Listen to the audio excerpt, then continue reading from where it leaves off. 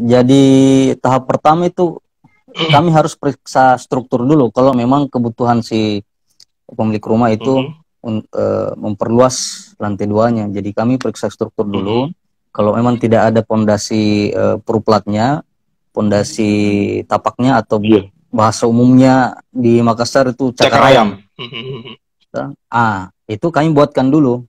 Yang jelasnya struktur dulu. Ada pondasi, ada slope-nya, kemudian ada baloknya, ada plat, baru kita bangun lantai 2. Kalau perencanaan ke depan si owner atau si pemilik rumah itu tidak sampai ke lantai 3, itu cukup struktur utama sampai lantai 1 saja. Assalamualaikum warahmatullahi wabarakatuh. Selamat datang di acara Didaktif, diskusi daring interaktif yang diadakan oleh Perpustakaan Supiati.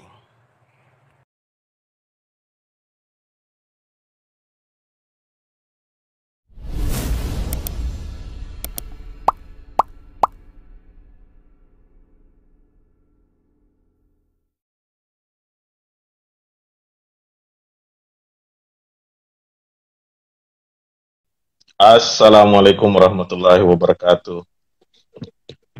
Waalaikumsalam warahmatullahi wabarakatuh. Agak kerebat. Alhamdulillah kak. Jadi sulbar kini. Sulbar lagi di toko ini nih. Kentara itu di belakang di belakang tak ada barang jualan sepertinya. Ya, semula Kadi. Ya, siap. Baik, bismillahirrahmanirrahim. Assalamualaikum warahmatullahi wabarakatuh. Salam sejahtera buat kita semuanya. Di malam Senin ini, atau saya biasa menyebutnya Ahad malam, kita melanjutkan acara didaktif. Tadi sore itu didaktif yang ke-32 membahas berkaitan dengan penanggulangan pencemaran perairan pesisir. Hari ini maksud saya malam ini saya mau berdiskusi dengan Kak Ipul. Saya biasanya memanggil Kak Ipul saja. Jadi beliau ini adalah senior saya. Jadi tolong yang menonton malam ini jangan menyerang saya secara fisik. Karena memang Kak Ipul dari dulu sampai sekarang masih begitu, kelihatan muda terus. Apakah karena senyumannya atau apa? Alhamdulillah. Alhamdulillah, Masya Allah. Beliau juga termasuk yang MOS saya. MOS itu masa orientasi siswa. Jadi banyak pengalaman betul dengan beliau. Dan saya pikir kita tidak menyebut beliau sebagai ahli, tapi beliau punya pengalaman di bagian, ya kalau mau disebut apa ya, karena beliau berlatar belakang arsitek, maka tak ada salahnya kita mau mendiskusikan malam ini di acara didaktif yang ke-33 dengan tema pembangunan rumah, solusi alternatif untuk lahan sempit. Saya yakin dan percaya bahwa khususnya orang kota, itu untuk mendapatkan tanah saja itu sudah sulit. Ada rumah, tapi kecil tanahnya. Semoga nanti Kak Ipul juga bisa memberikan contoh-contoh beberapa gambar tentang bagaimana rumah yang sempit tapi ternyata bisa diperluas dengan bagaimana nantinya, itu yang kita butuhkan untuk ya diceritakan atau dideskripsikan. Kak, bagaimana melakukan pembangunan rumah? Kira-kira solusinya apa terhadap lahan sempit itu? Lebih dominan kita, Kak Di, yang berkomentar. Silakan, Kak. Siap. Ya. Jadi sebenarnya betul yang kita katakan tadi, apalagi Kota Makassar kan, kota besar. Di titik-titik tertentu itu memang harga tanah itu luar biasa nilainya. Tapi sebenarnya rumah itu tidak memandang luasan tanah. Artinya kita membangun rumah itu tidak berdasarkan luasan tanah, tapi berdasarkan dengan kenyamanan penghuni itu sendiri. Artinya rumah itu dipandang bukan dari ukuran luasan tanahnya atau luasan bangunannya, tapi rumah itu dipandang dari kenyamanan penghuni itu sendiri. Baiti jannati. Jadi saya selalu berusaha mendesain rumah itu bagaimana mewujudkan surga untuk si penghuni. Si pemilik ya. Gitu, sesuai dengan ya si pemilik rumah. Jadi jangan selalu beranggapan bahwa lahan sempit itu menjadi batasan tuh untuk membangun rumah. Di sisi lain itu sebenarnya menjadi tantangan juga buat kami ini para, apa istilahnya ya, kontraktor juga bisa dibilang, arsitek juga bisa dibilang, pemborong juga bisa dibilang, begitu. Itu menjadi salah satu tantangan juga untuk kami ketika menghadapi tanah yang terbatas, apalagi sudah sempit dan tidak berkotak bentuknya, bukan kotak. Nah, itu tantangan yang yang tantangan yang luar biasa. Kalau kita dapatkan tanah yang bentuknya kotak dan luas, saya pikir itu mendesain bukan sesuatu yang sulit gitu di kondisi seperti itu. Kalau kita dapat owner yang punya tanah yang sempit, kemudian bentuknya juga tidak kotak, nah itu menjadi tantangan juga buat kami. Dan insya Allah menjadi ilmu juga buat kami. Kak, saya potong dulu Kak. Siap. Oh, berarti kita tidak sekadar melakukan penggambaran ya kayak arsitek atau maksudnya mendesain rumah orang. Berarti kita langsung ke lapangan juga. Tidak. Iya. Jadi dalam bisnisnya,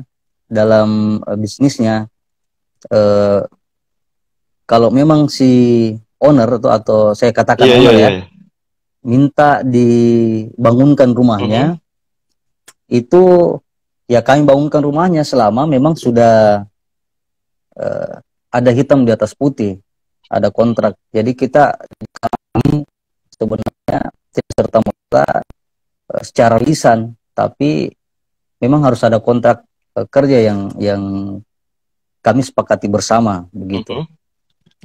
Tidak sedikit juga rumah yang kami desain kemudian kami bangun, dan tidak sedikit juga cuman mendesain tok dan menghitung tok, artinya menghitung estimasi biaya yang dikeluarkan untuk pembangunan.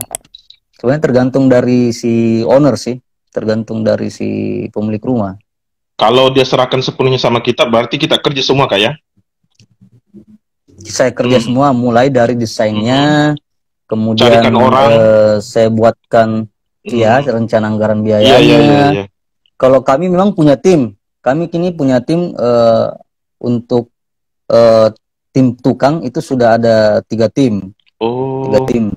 Jadi bahasakan 3 tim artinya 3 kepala tukang. Dan ini masing-masing alhamdulillah punya anggota yang cukup banyak lah. Begitu. Lanjut Kak. Ya jadi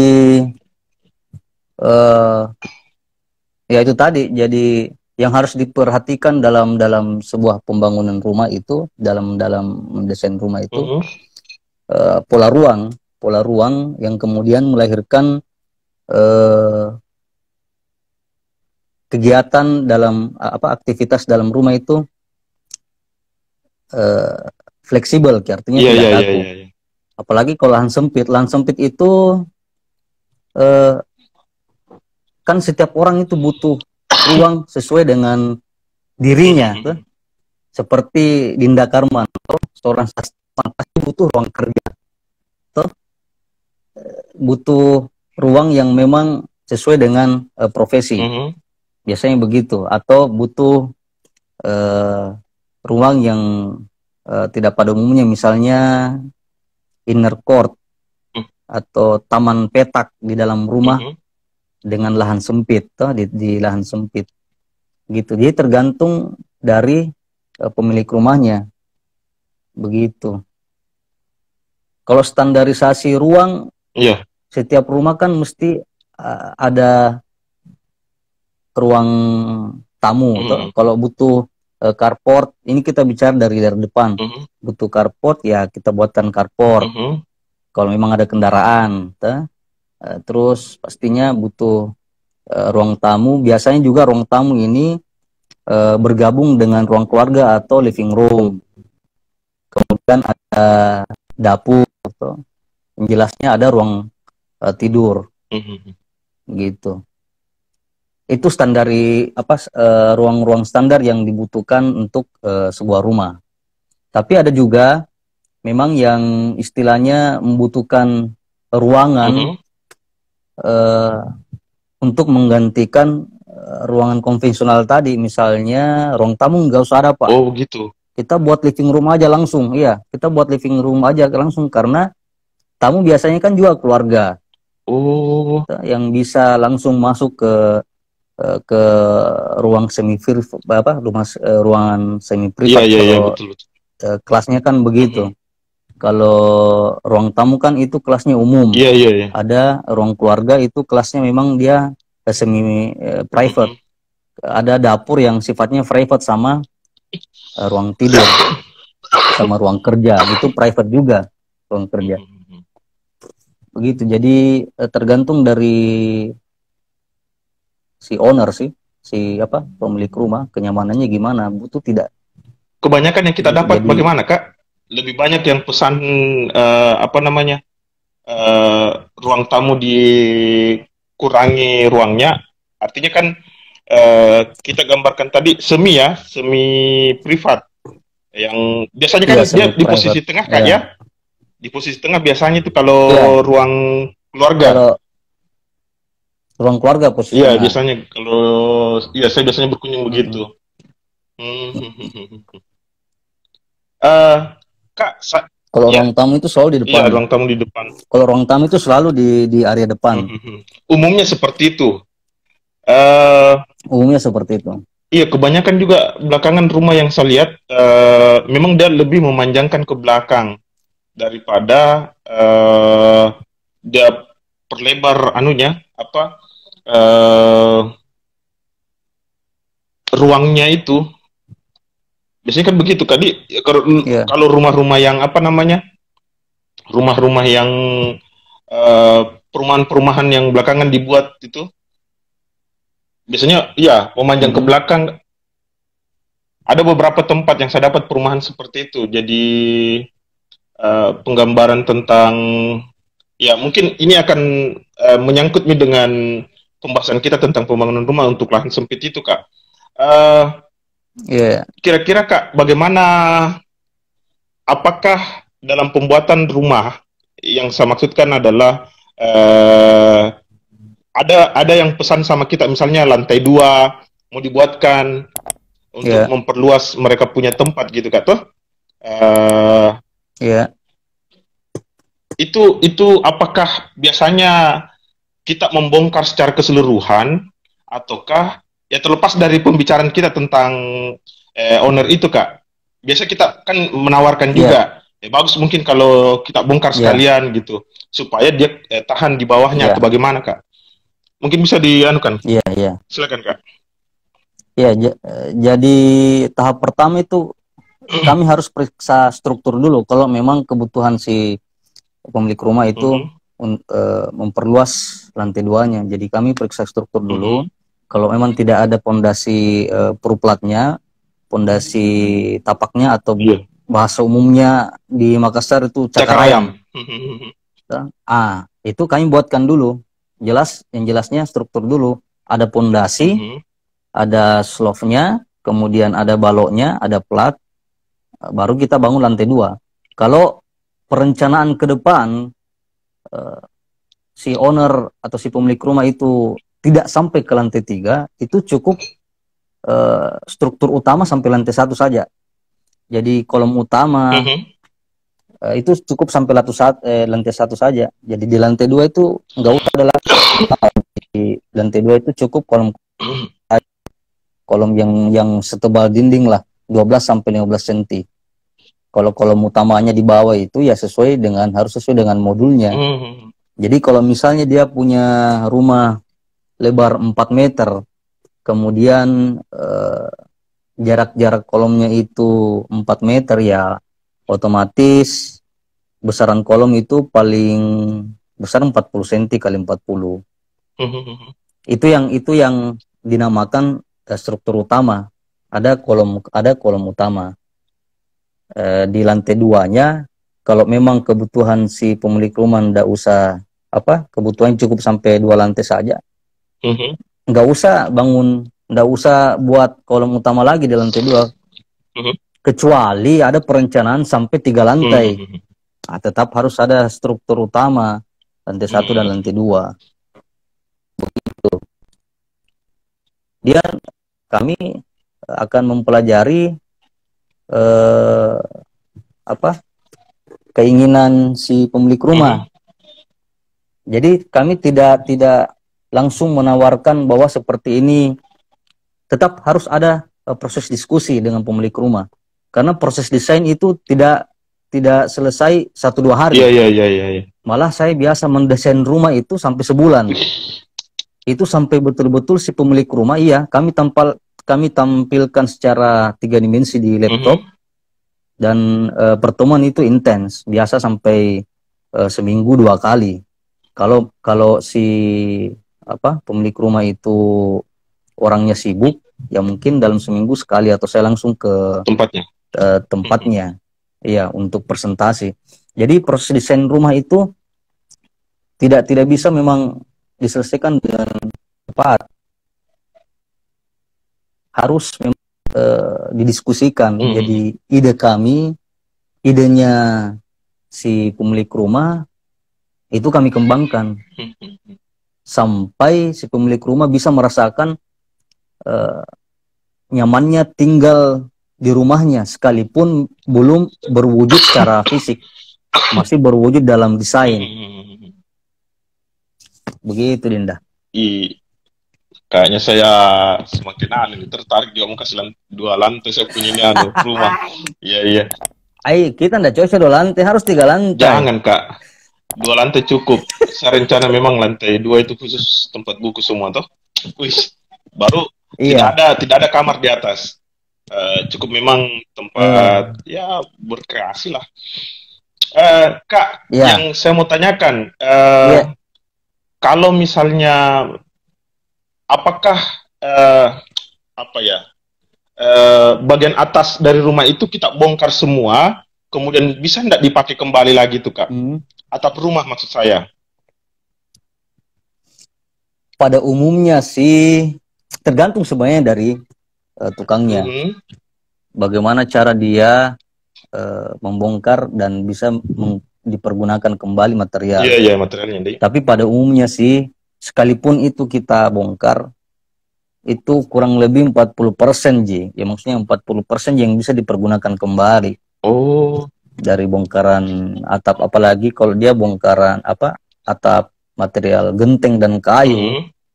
Itu kan sekarang pada umumnya orang pakai material baja ringan, kanal kemudian reng. Ada yang pakai spandek juga sekarang bermacam-macam. Artinya teknologi bahan bangunan sekarang juga luar biasa meningkatnya. Bisa pakai yang tapi material single multi roof. Ada sekarang berkembang namanya bitumen atau aspal, atap dari aspal bitumen. Yang bagaimana? Ada dia minimalis, kotak-kotak. Dia lembaran. Bitumen CT3. Banyak material, tipe jenis material yang bisa dipergunakan. Jadi kalau kita pertanyakan apakah material yang masih bisa dipergunakan kembali, itu kebanyakan ya paling 40-50% yang bisa dipergunakan kembali.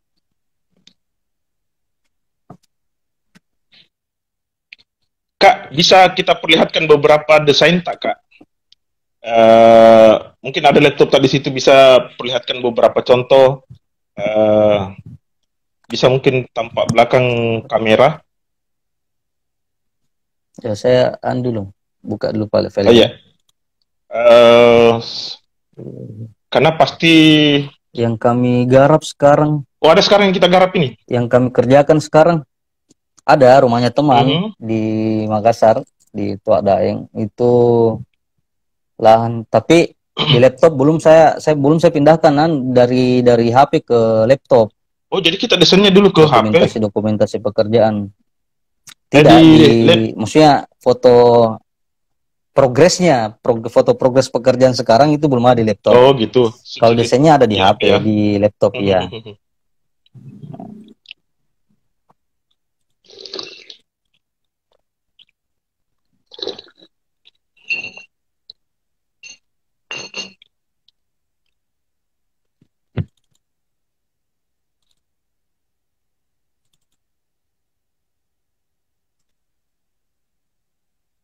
Ya, seperti ini misalnya kan. Ini rumah dengan lebar 4,5 meter. Lebar 4,5 meter. 4,5 meter. Kecilnya tadi? Iya. Iya, kecil.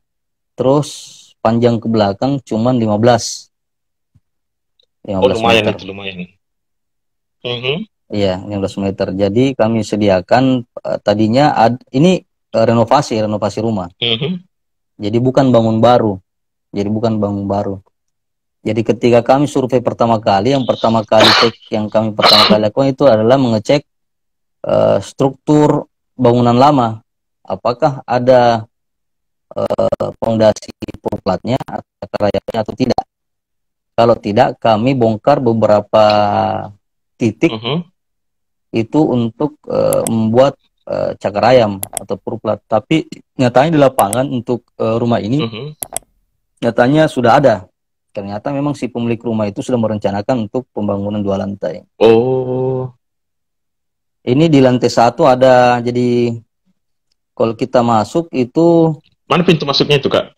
Ini di sini, di daerah sini. Ini saya nggak render sebenarnya, Dinda. Oh, untuk kebutuhan tukang gini. Saya gambar di SketchUp untuk kebutuhan tukang, saya nggak render. Jadi sini masuk, ini teras. Kita sambil tunjuk, Kak, sambil tunjuk. Masuk kemudian dapat. Nggak apa-apa itu, sambil tunjuk, Kak. Iya. Di kursornya nggak kelihatan di kursor nih? Iya. Ini jalan masuknya nih. Oh, jalan masuk itu. Kalau saya pakai, ya. Ini, kemudian ada ruang tamu. Iya. Kemudian ada ruang tidur di belakang. Ruang tidur ini kamar mandi. Ini iya, ada ruang tamu. Ini kamar mandi, ini akses ke lantai 2. Oh, jadi coba dari dalam itu dia mungkin ada tadi untuk naik ke lantai 2-nya. Yeah. Dari dalam ya.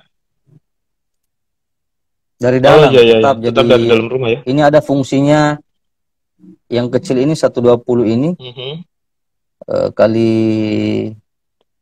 2,5 ini itu fungsinya foyer, jadi ruangan yang bersifatnya umum, maksudnya bersifatnya bisa digunakan apa saja di situ. Mungkin tempat penyimpanan sepatu di sini. Iya. Kemudian kita masuk ke ruang tamu. Sebelum masuk ruang tamu ada akses, ada tangga ke lantai 2. Nah, kemudian ruang tidur kemudian dapur dan kamar mandi. Ini tidak ada anunya, Dinda, tidak ada denah existingnya, denah yang sebenarnya. Iya. Setidaknya penggambaran secara umum. Sketsa dia. Iya. Kalau rumah ini tadinya itu ini tetap kami pertahankan posisi kamar tidur di bawah. Di kamar mandi di sini itu belum ada. Jadi ini posisi kamar tidur di bawah. Terus dapur itu di sekitar sini, hanya di sekitar sini.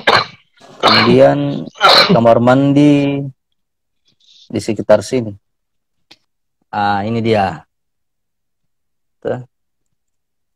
Jadi ini rumah yang sementara kami kerjakan, rumah pribadi.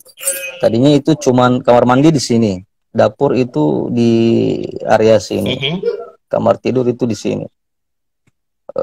Kemudian itu tidak ada tangga sama sekali karena memang satu lantai. Tapi kami desain ulang setelah mengecek struktur, kondisi struktur. Oh oke, ternyata mereka sudah siapkan memang untuk 2 lantai. Makanya kami buatkan kamar mandi di sini. Tadinya kamar mandi di sini kami pindahkan ke sini. Ada partisi untuk menghalangi akses dari ruang tamu ke belakang. Dapur kami perluas, tadinya hanya kurang lebih dia 3 meter kali 2 sekitar sini, tapi kami perluas menjadi 4,5 kali 2. Atap di dapur ini itu kami pakai atap transparan dari spandek transparan, jadi insya Allah rumah ini tidak memerlukan lampu yang banyak, artinya bisa hemat listrik lah. Karena kami aplikasikan material spandek transparan, jadi di saat siang hari itu ndak usah menyalakan lampu di daerah dapur. Asik. Kemudian kita bergeser, ya, jadi iya di belakang sini kami pakai spandek, tapi ndak full, cuman sedikit saja untuk penerangan di siang hari. Ya, jadi nggak usah pakai lampu lagi ya. Jadi kemudian akses dari lantai 1 ke lantai 2 di sini. Terus untuk lantai 2-nya itu seperti ini gambarannya, lantai 2. Kak, saya bisa bertanya Kak, itu tadi tangganya dia naiknya ke kiri atau ke kanan rencananya itu Kak? Gambar yang tadi itu. Dia naik di sebelah kiri bangunan. Sebelah kiri. Sebelah kanan bangunan. Sebelah kanan ya? Tapi sebelah kanan bangunan. Iya. Paham. Dia sebelah kanan bangunan. Sip. Dari sini. Iya. Sebelah kanan kita naik dari sini ke lantai 2. Kemudian lantai 2, jadi kita ketemu di sini. Iya. Betul. Dari satu tadi kita ketemu di sini. Jadi lantai 2 itu kami sediakan yang saya katakan tadi, untuk atap di dapur belakang itu ada atap transparan di sini nih. Kita bisa lihat sini. Atap transparan kan. Nih. Jadi penerangan di siang hari itu bisa maksimal kita dapatkan. Jadi nggak usah menyalakan lampu lagi di siang hari. Kemudian kamar tidur. Ya, ini kamar tidur 3 kali 3. Ada kamar tidur lagi di sini 3,5 kali 2,5 ini. Ini 3,5, ini 2,5. Ini kamar tidur. Jadi ada kamar mandi juga yang terapit oleh. Di antara tadi? Iya betul. Iya, di antaranya itu. Ada. Berarti ada dapur lagi kan di atas ya? Enggak ada. Jadi jadi dapur tidak ada di atas. Di bawah saja, betul. Di bawah aja. Iya. Karena itu biasanya bawah itu punyanya orang tua itu. Iya. Ini kamar tidur utama ini. Jadi yang di atas itu bisa anaknya, betul. Atau ada tamu kah? Tamu. Iya, betul. Yang datang untuk ya, ini koridor. Ini koridor. Mana? Yang mana koridornya, Kak? Ini koridor. Jadi kita naik dari lantai 1 tadi. Iya. Kita naik dari lantai 1, naik ke sini. Iya, betul. Ini koridor menuju ke balkon. Ini bisa difungsikan sebagai lounge, artinya bisa jadi ruang nonton. Iya. Jadi ruang nonton. Ini balkon di lantai 2. Jadi dia tembus ke sini. Itu atap, ini atap kanopi di lantai 1. Di bawah ini. Iya. Kemudian ini atap. Jadi sebenarnya lantai 2 ini cuman 4,5 kali 10. Kecil toh? Iya, Kak. Oh, berarti lebih kali 10. Berarti lebih luas di bawah, Kak, di Nakasiani. Atau memang rata, Kak? Iya, di lantai 2 itu full. Dia full. Full 15? Termasuk carportnya. 4,5 kali 15 termasuk carport. Carport ini kan 3 kali 4,5. 3 kali 4,5 carportnya. Kalau di lantai 1 ini, kemudian di lantai 2 itu cuman 4,5 kali 10. Oh. Tapi kami tetap bisa maksimalkan ruangan di atas. Jadi akhirnya bisa ada 2 kamar tidur dan 1 kamar mandi. Kemudian tetap masih ada bisa menempatkan di sini ruang nonton 2 meter kali 3, lumayan kan. Kan itu lebar TV dia paling besar, dia semeter tuh lebar TV di sini bisa. Kenapa kami tempatkan di sini untuk ruang nonton? Itu karena ini yang ini dari nanti kita bisa lihat di fasad di tampak depannya. Ini itu roster. Jadi penangkapan angin. Jadi kami susun roster di sini. Iya. Roster minimalis itu untuk penangkapan angin dan cahaya matahari di sini. Jadi sebenarnya di area ini itu pun juga kalau di siang hari insya Allah tidak butuh penerangan lampu. Ditambah dengan yang di sini itu bukan dinding ini. Apa itu, Kak? Yang 1,5 meter ini bukan dinding, jadi ini dia railing juga, railing. Railing dia setinggi 1,5 meter. Itu untuk menangkap angin dari belakang, dan cahaya matahari. Jadi insya Allah di rumah ini untuk di area koridor ini itu ndak usah menyala lampu di siang hari. Bisa menghemat listrik lagi. Manis. Ya, jadi kita upayakan. Dan memang ini kan rumah sementara sudah selesai kurang lebih 90% lah sisa finishing. Dan si owner juga sudah sering rasakan angin yang berhembus dari sini. Ini kan plat sudah jadi lantai. Ini sudah jadi. Sementara dibangun itu kamar yang ini. Oh gitu. Finishingnya Iya. yang ini. Jadi owner juga sudah bisa merasakan, katanya wah dingin di sini Pak Ipul. Dingin. Karena angin itu enak sekali masuk dari sini. Karena ini bukan dinding, tetap kami railing di sini. Dinding belakang tetap harus tinggi. Untuk keamanan untuk keamanannya. Dinding belakang ini tetap harus tinggi. Gitu. Kalau kita beralih fasad. Jadi ini fasad yang saya bilang tadi, saya katakan tadi roster. Iya. Jadi roster ini fungsinya untuk pencahayaan. Iya. Sama angin dari sisi ini. Kemudian bisa menjadi istilahnya apa ya? Point of interest lah dalam bangunan ini. Jadi ketika kita melihat bangunan ini, yang menjadi pusat mata itu langsung ke area ini. Gitu. Jadi memang saya sengaja aplikasikan warna orange. Terus rosternya itu saya tidak apa-apain, tetap warna alaminya. Kemudian saya buatkan bingkai dari beton sebagai penahan air. Untuk istilahnya topi-topinya. Iya. Wih. Itu jadi di lantai 1 ini tampak depannya ndak terlalu. Oh, jadi pintunya, Kak. Saya potong dulu, Kak. Di lantai 1 ini. Itu pintu masuk belok kanannya, Kak? Atau bagaimana? Ya, jadi di lantai 1 itu langsung ke belok kanan. Oh, belok kanan di situ pintu masuk. Iya, masuk di sini. Keren. Belok kanan.